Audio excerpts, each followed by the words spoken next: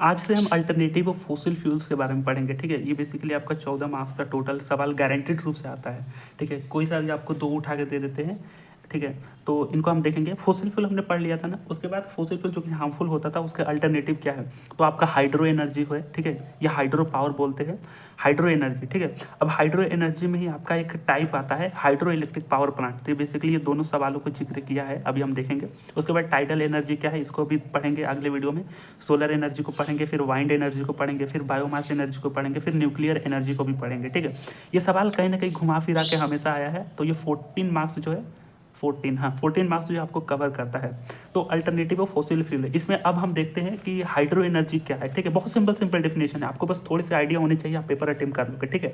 तो बिना time waste करते चलते हैं। देखो, एक सवाल है, compare and contrast the different types of hydro energy technology and also discuss their application advantage and limitations. तो बेसिकली जो आपका हाइड्रो एनर्जी जो है ना, तो हाइड्रो एनर्जी कैसे निकालते हैं बेसिकली, वो हाइड्रो एनर्जी मतलब जो पानी से इलेक्ट्रिसिटी जनरेट करते हैं, अभी हम देखेंगे। तो compare and contrast different types of hydro energy technology and उसके एप्लीकेशन एडवांटेज लिमिटेशन बताने हैं, ठीक है। दूसरा सवाल इसमें पूछा है आपका, give the classification of hydroelectric power plant, what are the criteria of site selection for a hydroelectric power plant, ठीक है। तो ये बेसिकली दोनों अलग अलग पेपर में सवाल आए थे कि क्लासिफिकेशन हाइड्रोइलेक्ट्रिक पावर प्लांट को बताओ और एरिया को सिलेक्ट कैसे करते हैं for generation of the power through the hydro. अब समझते हैं कि हाइड्रो एनर्जी होता क्या है, ठीक है। यहाँ पे हम पहले दोनों सवाल को कवर करेंगे, बहुत इंपॉर्टेंट है ये अपने एग्जाम के लिए। तो हाइड्रो एनर्जी क्या है, hydro energy technology converts the potential and kinetic energy of flowing water और stored water into electrical energy. तो सिंपली हाइड्रो एनर्जी क्या है, जो आपका जो पानी बहते हैं ना, पानी बहते हैं, इसी फ्लोइंग वाटर में क्या होता है, आपका काइनेटिक और पोटेंशियल एनर्जी होता है, इसी से ही हम इलेक्ट्रिसिटी जनरेट करते हैं, उसको हम हाइड्रो एनर्जी बोलते हैं, ठीक है। तो ऐसा technology convert the potential kinetic energy of flowing water और stored water into electrical energy, उसको हम हाइड्रो एनर्जी बोलते हैं। अच्छा, फ्लोइंग वाटर मतलब बहाकर, और कई बार होता है कि पानी को स्टोर करते हैं, ऊपर से गिराते हैं, स्टोर करके रखते हैं, तभी तो उसको ऊपर से नीचे गिराते हैं, तो दोनों से हम इलेक्ट्रिसिटी जनरेट कर पाते हैं, उसको हाइड्रो एनर्जी बोलते हैं। It is a renewable and clean energy source and plays an important role in sustainable energy system. ये एक सिंपल सा बात लिख सकते हैं कि रिन्यूएबल क्लीन तो होता है क्योंकि पानी से इलेक्ट्रिसिटी जनरेट कर रहे हैं, जो कि अल्टरनेटिव ऑफ फॉसिल फ्यूल ही है ना, तो क्लीन रिन्यूएबल तो है ही। देखिए, यहाँ पर ना बहुत सारे हमारे पास हाइड्रो एनर्जी मतलब जो भी टेक्नोलॉजी जो बनी हुई है ना, हाइड्रो एनर्जी मतलब पानी से इलेक्ट्रिसिटी जनरेट करने की बहुत टेक्नोलॉजी बनी है। अब इसका हमें क्लासिफिकेशन देखते हैं, ठीक है। क्लासिफिकेशन आपको ध्यान में रखना पड़ेगा क्योंकि सवाल में क्या था, compare and contrast the different types of hydro energy technology.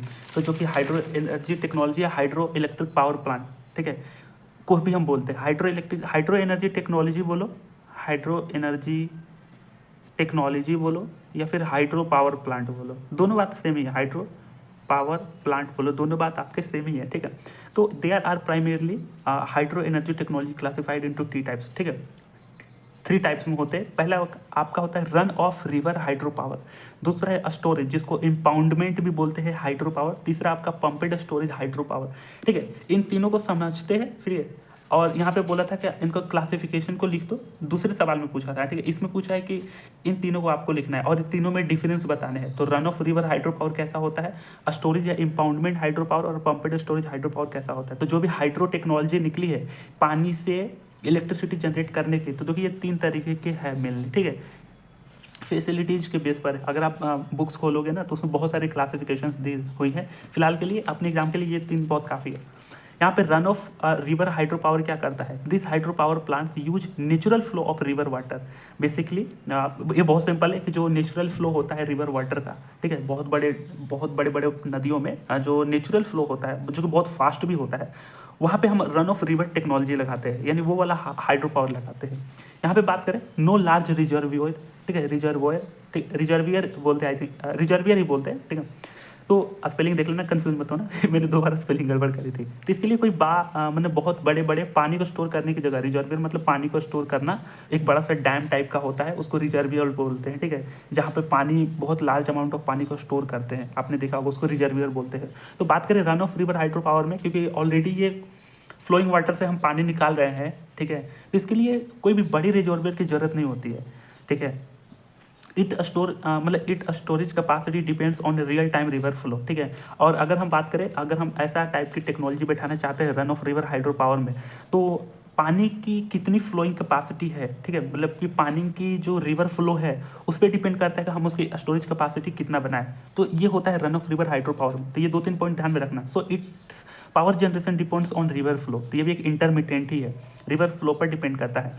बात करें एप्लीकेशन की, तो supply continuous electricity in river regions, जो भी आसपास के जो रिवर रीजन्स होते हैं वहाँ पे आपको कंटिन्यूसली इलेक्ट्रिसिटी सप्लाई मिल जाती है। Small to medium power generation का ये काम करता है। और ऑल्दो जो जितने भी प्रकार के ये आप देख रहे हो ना types of the hydro energy, ठीक है, जितने हाइड्रो एनर्जी टेक्नोलॉजी है इनका जो मतलब क्लासिफिकेशन पावर के भी बेस पे किया जाता है। तो इसका जो है small to medium power generation होता है। एडवांटेज की बात करें तो लो इन्वायरमेंटल इम्पैक्ट होता है, क्योंकि ये नदी के जो नेचुरल फ्लो है उस पर डिपेंड करता है ना। उसके बाद इनिशियल कॉस्ट इसका लो है, क्योंकि जाहिर सी बात मीडियम से मतलब small to medium power generate करता है, तो इसका इनिशियल कॉस्ट इसका लो होगा। तो इस तरीके से हम रन ऑफ रिवर देख सकते हैं। रन मतलब कि जो पानी खुद नेचुरली बह रहा है उससे एनर्जी प्राप्त करते हैं। तो ये कुछ पॉइंट ध्यान में रख सकते हैं। रन ऑफ रिवर हमने देख लिया। अच्छा, इसका हमें एप्लीकेशन बताना है, एडवांटेज बताना है और इसका लिमिटेशन बताना है। तो पावर आउटपुट वेरी सीजनली। जो रन ऑफ रिवर है RO, run of river power plant है, जो कि नदी के नेचुरल फ्लो पे ये डिपेंड करता है। तो पावर आउटपुट वेरीज करता है सीजन के तौर पर। कई बार होता है कि कुछ सीजन में पानी रुक जाते हैं, जैसे ठंड के टाइम बोल सकते हो, या फिर गर्मी के टाइम पे पानी कम हो गया, तो सीजनली ये डिपेंड करता है। Not suitable for peak load demand. ठीक, पीक लोड डिमांड का मतलब जो बहुत ज़्यादा डिमांड हो ना, जब डिमांड आपकी पीक पर हो तो वहाँ पर ये सूटेबल नहीं होता है। बात करें स्टोरेज इम्पाउंडमेंट हाइड्रो पावर, ठीक है, जिसको इम्पाउंडमेंट भी बोलते हैं। स्टोरेज का मतलब क्या होता है, ये बहुत ही ज़्यादा most common type of large scale hydro power होता है, ठीक है। वो तो खैर स्मॉल स्केल का था। ये RO, ये जो होता है आपका मतलब कि कॉमनली यूज होने वाला लार्ज स्केल पर होता है hydro power. Water is stored in dams and reservoirs, ठीक है। तो नाम है स्टोरेज हाइड्रो पावर। तो इस केस में हम वाटर को किसी डैम में, जो कि रिजर्वियर या डैम ही बोलते हैं, उसमें हम वाटर को स्टोर करते हैं, ठीक है। अब बात करें what is released when electricity is need. तो बेसिकली स्टोरेज इंपाउंडमेंट में आपका ये एक डैम हो गया चाहे रिजर्वियर हो गया, ठीक है। अब इसमें हम पानी को स्टोर करते हैं, ठीक है, पानी को स्टोर करके रखते हैं। अब जब इलेक्ट्रिसिटी की जरूरत पड़ी तो हम रिजर्वियर उसी डैम को खोलते हैं, और जब इलेक्ट्रिसिटी की जरूरत पड़ी तो निकालते हैं टरबाइन के through. It provide control and continuous power. यहाँ पे आपका कंट्रोल होता है, इसमें RO में कंट्रोल नहीं है। यहाँ पे आपका कंट्रोल होता है कि चलो पानी है रोक के रख लो, ठीक है, और जब जरूरत पड़े तो उसको सप्लाई कर दो। तो मतलब कंट्रोल और कंटिन्यूस पावर ये देता है। Storage hydro power include reservoir based and in stream system. अच्छा, ध्यान से सुनो, इसमें रिजर्वियर बेस्ड होता है, मतलब कि पानी को रोक कर हम रखते हैं। जब इलेक्ट्रिसिटी जनरेट करना तो पानी को आप स्टोर भी कर सकते हो। और इसमें 2 तरीके की चीज़ें होती है। इन स्ट्रीम सिस्टम भी होता है, मतलब कि पानी को आप स्ट्रीम मतलब बहा कर भी आप इलेक्ट्रिसिटी निकाल सकते हो, ठीक है ना। तो 2 तरीके के हाइड्रो पावर होते हैं इसमें, स्टोरेज हाइड्रो पावर में, ठीक है। इसमें रिजर्वियर बेस्ड होता है और इन स्ट्रीम सिस्टम बेस्ड होता है। बात करें इसके एप्लीकेशन की, तो लार्ज स्केल इलेक्ट्रिसिटी जनरेट करता है ये, ठीक है, बहुत लार्ज स्केल की कॉमनली तौर पर यूज होता है। आप ये भी लिख लेना। उसके बाद it also serves as a multipurposes such as flood control, irrigation for infrastructure ETC। हाँ, यहाँ पे एक एडवांटेज इसका, या फिर इसका एक एप्लीकेशन की बात करें ना, तो पहली बात, लार्ज स्केल पर इलेक्ट्रिसिटी तो जनरेट होता है, ये बहुत बढ़िया। पानी को रोक के रखते हैं, तो जहाँ पानी की ज़रूरत पड़ी, मान के चलो कहीं सिंचाई की ज़रूरत पड़ गई तो वहाँ पे खोल सकते हैं, ठीक है। बाढ़ को भी कंट्रोल कर सकता है कि अगर बाढ़ जहाँ से आ रही है उस पानी को उस रिजर्वियर में हम स्टोर करके रख दें। एडवांटेज की बात करें, हाई पावर आउटपुट होता है इसका, ठीक है। रिलायबल एंड स्टेबल पावर आपको मिलता है, इस पर आप रिलाई कर सकते हो, क्योंकि पानी आप स्टोर करके रखते हो ना, तो आप जब मन तब मर्जी, जब मन तब मर्जी, ठीक है, जाकर डैम खोल दो। ये हमारा होता है स्टोरेज हाइड्रो पावर में। इसका थोड़ा सा लिमिटेशन की बात करें, यहाँ पे लिमिटेशन देखो, हाई इनिशियल कॉस्ट है और इन्वायरमेंटल और सोशल इम्पैक्ट ये कर सकता है। ऐसा क्यों? देखो, पहली बात, ये लार्ज स्केल पर रहता है और हाई आउटपुट जनरेट करता है, तो पैसा भी ज़्यादा लगेंगे, ठीक है। दूसरा, इन्वायरमेंटल इम्पैक्ट है इसके, क्योंकि आप पानी को उतना ज़्यादा स्टोर करके रखते हो, ठीक है। तो होता क्या है कि कई जगह सुखाड़ भी आ सकता है, क्योंकि आपने पानी उसका चुरा करके चुराया नहीं, मतलब सॉरी, मतलब आपने पानी उसका किसी डैम में रख लिया, इस तरीके से हो सकता है। कई बार बाढ़ के कंट्रोल के टाइम पे भी पानी ऊपर नीचे हो सकता है, या तो पानी बहुत ज़्यादा हो गए, तो आपने बहुत लार्ज स्केल पर पानी रोक कर रखा है, तो इन्वायरमेंटल इम्पैक्ट तो होगा ही, ठीक है, और सोशल इम्पैक्ट भी होगा, क्योंकि ये भी हो सकता है कि मतलब इसको बैठाने के लिए आप पानी कलेक्ट करके रखते हो, तो बहुत सारे इकोसिस्टम थोड़े से विनाश होंगे, ठीक है ना। खैर, ये पॉइंट आप ध्यान में रख सकते हो। बात करें pumped storage hydro power. Pumped storage hydro power में क्या होता है, बेसिकली आपके 2 एलिवेशंस होते हैं। एलिवेशन का मतलब ऊंचाई होता है, ठीक है। इसमें ना 2 बेसिन यूज होते हैं, मतलब it is a large scale grid scale energy storage technology and operate like a giant rechargeable water battery. ये ध्यान में रखना। देखो पंपेड में होता क्या है, ये भी एक बहुत ही लार्ज स्केल पर होता है। पहली बात ये भी ध्यान में रखना। ग्रिड स्केल का मतलब है, ग्रिड का मतलब ये होता है ना कि बहुत सारे इलेक्ट्रिकल सर्किट का आपका नेटवर्क बना रहता है, ठीक है। एक एक एरिया से दूसरे एरिया में देखना बहुत सारे पोल बने हुए होंगे, बहुत सारे इलेक्ट्रिकल नेटवर्क होता है, उसको ग्रिड बोलते हैं। तो लार्ज स्केल ग्रिड स्केल होता है एनर्जी और energy storage technology and operate like a giant rechargeable water battery. अच्छा ऐसा क्यों है, यहाँ से आगे थोड़ा पढ़ते हैं। It uses two reservoir. देखो यहाँ पे रिजर्वियर बेसिकली पानी को स्टोर करने का जगह। तो यहाँ पे देखो दो रिजर्वियर होता है, ठीक है। मान के चलो ये दो रिजर्वियर होता है एट डिफरेंट एलिवेशन। एक थोड़ा ऊंचाई पर होगा, दूसरा मतलब काफ़ी नीचे होगा। तो एलिवेशन मतलब ऊंचाई पर होगा। तो एक ये रिजर्वियर और एक ये रिजर्वियर होता है, ठीक है। तो यूजर्स two reservoir at different elevations, water is pumped to upper reservoir during low demand, ठीक है। जब इलेक्ट्रिसिटी की लो डिमांड हो तो आप क्या करो, लोअर रिजर्वियर से वाटर को पंप कर दो, नाम ही है पंप्ड स्टोरेज हाइड्रो पावर। तो लोअर रिजर्वियर से वाटर को पंप कर दो अपर रिजर्वियर पर जब लो डिमांड हो, क्योंकि पानी की जरूरत नहीं है, ठीक है। And release during peak demand to generate power. अच्छा आपको पता होगा ना, क्योंकि देखो पानी की अगर सर्टेन हाइट से जब हम गिराते हैं, ठीक है, तो उसकी वेलोसिटी, काइनेटिक, पोटेंशियल एनर्जी सब कुछ ज़्यादा होती है और टरबाइन फास्ट घूमता है तो इलेक्ट्रिसिटी फास्ट मिलती है। तो जब लो डिमांड हो तो क्या करो, नीचे वाले रिजर्वियर से पानी को ऊपर वाले रिजर्वियर में भेज दो। जब हाई डिमांड हो तो ऊपर वाले से ड्रॉप कर दो नीचे वाले रिजर्वियर में, और वहाँ पे टरबाइन लगे रहते हैं इन रिजर्वियर्स में, जिससे हम इलेक्ट्रिसिटी जनरेट कर पाते हैं। एप्लीकेशन की बात करें तो पीक लोड मैनेजमेंट हो सकता है, मतलब कि जब भी आपकी पीक डिमांड हो, ध्यान से सुनना, ये ग्रिड स्केल लेवल पर होता है, मतलब कि बहुत बड़े बड़े मतलब एरियाज को, बहुत बड़े बड़े नेशनल लेवल तक के आपके जो इलेक्ट्रिसिटी की डिमांड है उसको ये पूरा करता है। तो जहाँ भी आपकी पीक डिमांड हो इलेक्ट्रिसिटी को, उसको ये मैनेज कर लेता है, ठीक है। तो ये अल्ट्रा लार्ज स्केल पर बोल सकते हैं। उसके बाद ग्रिड बैलेंसिंग सिस्टम इसमें होता है कि मतलब यहाँ पे नेटवर्क का सिस्टम इस कंट्री में जा रहा है, मतलब कंट्री नहीं, अगर एक नेशनल पे बना है तो यहाँ पे बहुत सारे नेटवर्क का जाल होगा। एक बड़ा सा इलेक्ट्रिकल सप्लाई सिस्टम होता है जिसको ग्रिड बोलते हैं, यहाँ पे उसमें उसका मतलब भी लिख दिया है। तो यहाँ पर आपका एक ग्रिड है जो कि दूसरे एरिया को सर्व कर रहा है, यहाँ पे आपका ग्रिड है, यहाँ पे आपका ग्रिड है, ग्रिड जो कि अलग अलग एरिया को सर्व कर रहा है। तो आप ग्रिड को बैलेंस कर सकते हो, इलेक्ट्रिसिटी जनरेट करो, यहाँ भेज दो, यहाँ भेज दो, यहाँ भेज दो, इस तरीके से चीज़ें होती है। तो हमने पंप्ड स्टोरेज हाइड्रो पावर में हमने देखा ना। उसके बाद बात करें इसकी एडवांटेज की, तो वेरी हाई इफिशियंसी होती है एज कम्पेयर टू जो हमने ये देखा था, ये स्टोरेज जो कि इम्पाउंडमेंट जो कि हाइड्रो पावर था, जो कि पानी को रिजर्वियर में स्टोर रख के हम इलेक्ट्रिसिटी जनरेट करवाते हैं। लेकिन इसकी जो इफिशियंसी बहुत ज़्यादा है, क्योंकि ये ना एलिवेशंस पे काम करता है। जब डिमांड कम हो तो पानी को ऊपर भेजो, जब ज़्यादा हो तो पानी को ऊपर से नीचे भेजो। तो ये हाई इफिशियंट होता है, इम्प्रूव्स ग्रिड स्टेबिलिटी। यहाँ पे मेनली फोकस जो आपका पंप्ड स्टोरेज हाइड्रो पावर में ग्रिड को दिया गया है। ग्रिड मतलब बहुत बड़ा सा इलेक्ट्रिकल सप्लाई सिस्टम जो होते हैं ना, वहाँ पे ग्रिड की स्टेबिलिटी मिल जाती है कि हमारी डिमांड इधर इलेक्ट्रिसिटी भेजो तो हम भेज सकते हैं। तो ये very high efficiency improve grid stability. Limitations की बात करें तो एक्सट्रीमली हाई इंस्टॉलेशन कॉस्ट, इसका बहुत ज़्यादा कॉस्ट लगता है एज कम्पेयर टू वो जो स्टोरेज वाला हाइड्रो पावर था, इम्पाउंडमेंट वाला, उसके कंपैरिजन में इसकी कॉस्ट बहुत ज़्यादा लगती है। रिक्वायर्स सूटेबल ज्योग्राफी, और हाँ ये थोड़ा सा है, मतलब है, इसके लिए बहुत अच्छे ज्योग्राफी हमें चाहिए। तो ये हमने एप्लीकेशन एडवांटेज लिमिटेशन हमने देख लिया था। सवाल भी इससे यही पूछा था। अच्छा ये सवाल ना रिपीट भी हुए थे, मतलब 2023 में भी था और आई थिंक 24 के भी पेपर में आए थे, मतलब 2 बार रिपीट हुए थे। तो जो कि हमें क्या करना था, हमें कंपेयर करना था, कंट्रास्ट मतलब कंपैरिजन देना था different types of hydro energy technology, जो कि हमने 3 तरीके का हाइड्रो एनर्जी टेक्नोलॉजी पढ़ा था। पहला था रन ऑफ रिवर ROR वाला, दूसरा था स्टोरेज वाला, ठीक है, और तीसरा था आपका नाम भूल गया क्या मैं सॉरी, मतलब तीसरा था आपका पंप्ड स्टोरेज। हाँ ठीक है, पंप्ड स्टोरेज। तो इसका हमने तीनों के बारे में थोड़ा थोड़ा पढ़ लिया था। फिर उसके बाद हमें इनके एप्लीकेशंस, एडवांटेज, लिमिटेशंस बताने से तो ये हमने देख लिया था। अब बात करें नहीं, यहाँ पे देखो दूसरा सवाल की बात करें, ठीक है। हमने पहले सवाल देख लिया, give the classification of hydro electric power plant, what are the criteria of site selection for hydro electric power plant. देखो ये भी सवाल पहले सवाल से मैच कर रहा है, ठीक है। उसमें था compare and contrast the different types of hydro electric technology या हाइड्रो इलेक्ट्रिक पावर प्लांट। इसमें भी पूछा है क्लासिफिकेशन, तो आप क्लासिफिकेशन में तीनों को तो लिख ही दोगे, पंप्ड स्टोरेज हाइड्रो पावर, ठीक है, उसके बाद run of river hydro power और स्टोरेज या इम्पाउंडमेंट हाइड्रो पावर, इनके क्लासिफिकेशन तो लिख लोगे, ठीक है।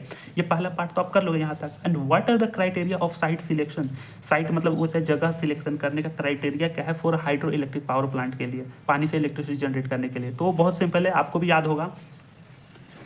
देखो क्राइटेरिया फॉर साइट, साइट का मतलब ऐसा लोकेशन चुनना for hydro electric power plant. पहला है पानी तो होना चाहिए भाई, हमें पानी से ही इलेक्ट्रिसिटी जनरेट करना है। तो availability of water a consistent and sufficient flow of water is essential होना चाहिए। It should be reliable through out the year. ऐसा नहीं कि आज है कुछ दिन बाद उसका जल स्तर घट गया, तो मतलब रिलायबल होना चाहिए।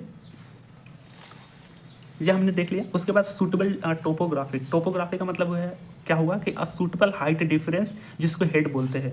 मतलब कि यहाँ से पानी आ रहा है और यहाँ तक इस तरीके से जा रहा है, तो ये जो हाइट है ना, इसको हम हेड बोलते हैं, इसको हेड बोलते हैं। तो सूटेबल हाइट डिफरेंस यानी सूटेबल हेड रिक्वायर्ड है to generate adequate power. Adequate का मतलब होता है प्रचुर मात्रा में शक्ति जनरेट करने के लिए, इलेक्ट्रिसिटी। इसमें आता है हिली और जो माउंटेनियस रीजन जो होता है वो प्रेफर करते हैं हम सबसे ज़्यादा।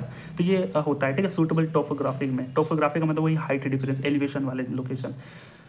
ज्योग्राफिकल कंडीशन की बात करें तो the foundation and surrounding area should be geologically strong and stable for building the necessary infrastructure. मतलब कि ज्योग्राफिकल कंडीशन में क्या है, मतलब कि जो आप एरिया तो चूज कर लिए, पर वो ज्योग्राफिकली और उसके आसपास के एरिया ना स्ट्रोंग होने चाहिए। कि ऐसा नहीं आपने बढ़िया एरिया देखा पर वहाँ पे रॉक वगैरह नहीं है, वहाँ पे चट्टाने वगैरह नहीं है, वो सिंपली ज़मीन है। तो ज़मीन पर आप बना दोगे ना एज कम्पेयर थोड़े चट्टान और रॉक वाले एरिया में, तो ज़मीन वाले टूट जाएंगे ना।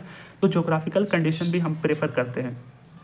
तो ये बात बोली जा रही है कि जो सराउंडिंग एरिया है वो जोग्राफिकली सपोर्ट भी करे, ताकि इंफ्रास्ट्रक्चर भी टिके लंबे टाइम तक, ठीक है। उसके बाद बात करें, चौथा है स्टोरेज कैपेसिटी, यानी कि site should allow construction reservoir for water storage, ठीक है।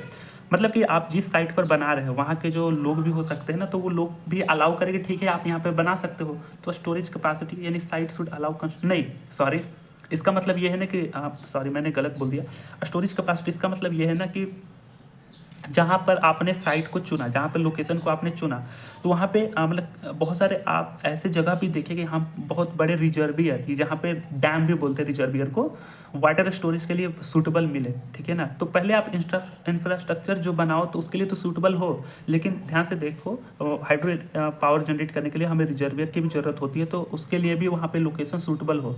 तो site should allow construction reservoir for water storage, ठीक है। पांचवा एक्सेसिबिलिटी एंड ट्रांसपोर्टेशन। ये भी एक क्राइटेरिया है कि मतलब ऐसे जगह पे नहीं बना दो जहाँ पे आपका जो ट्रांसपोर्टेशन है वो अनएक्सेसिबल रहे, ठीक है। Site should be accessible for construction and maintenance. आपने बहुत बड़े डैम में देखा होगा रोड भी होते हैं उसके ऊपर, तो वो चीज़ें एक्सेसिबल होनी चाहिए, ठीक है, ताकि आप पावर को सप्लाई भी दे सको, लोग भी एक्सेसिबल रहे। Availability of roads and transport facilities is important. तो वैसे एरिया में हम जाकर हाइड्रो पावर प्लांट जनरेट करेंगे। छठा का है इन्वायरमेंटल एंड सोशल इम्पैक्ट, मतलब कि मिनिमम डिस्प्लेसमेंट ऑफ पीपल हो, ठीक है। उसके बाद मतलब देखो, ये रहा पीपल और ये रहा आपका डैम, और इतना दूर आप लंबा वायर ले जाकर करंट पहुंचाओगे तो प्रॉब्लम ही है ना। तो मिनिमम डिस्प्लेसमेंट होना चाहिए लोगों में, ताकि नज़दीक आप बनाओ। उसके बाद least damage to forest ecology और वाइल्ड लाइफ, ऐसा ना हो, क्योंकि हाँ बहुत बार होता है कि डैम बैठाने के चक्कर में ना जानवरों का बहुत नुकसान होता है। तो ये छठा क्राइटेरिया है, इन्वायरमेंटल एंड सोशल इम्पैक्ट। पांचों आपने देख लिया, एक्सेसिबिलिटी, ट्रांसपोर्टेशन होना चाहिए, स्टोरेज कैपेसिटी होना चाहिए, उस साइड के पास अवेलेबल लोकेशन हो, वहाँ पे आप रिजर्वियर बना सको वाटर स्टोर करने के लिए, ठीक है। उसके बाद अवेलेबिलिटी ऑफ वाटर होना चाहिए, सूटेबल टॉपोग्राफी, हाइट भी अच्छी होनी चाहिए, जियोलॉजिकल कंडीशन सपोर्ट करना चाहिए। तो ये हमने 6 टोटल क्राइटेरिया देखा साइट सिलेक्शन का। और हाइड्रो इलेक्ट्रिक पावर प्लांट के क्लासिफिकेशन आपने पढ़ लिए थे, ठीक है। पंप्ड स्टोरेज हाइड्रो पावर क्या थे, स्टोरेज या इंपाउंडमेंट हाइड्रो पावर क्या थे, और उसके बाद run of river hydro power क्या थे। इन दोनों के बीच में कंपैरिजन भी हमने यहाँ पे देख लिया था। इस तरीके से हमने यहाँ पे दोनों सवालों को देख लिया था। तो हाइड्रो इलेक्ट्रिक पावर प्लांट बोले चाहे हाइड्रो टेक्नोलॉजी बोले, हाइड्रो एनर्जी टेक्नोलॉजी बोले, दोनों बात सेम ही है। तो ये हमने दोनों सवाल को कवर कर लिया ना।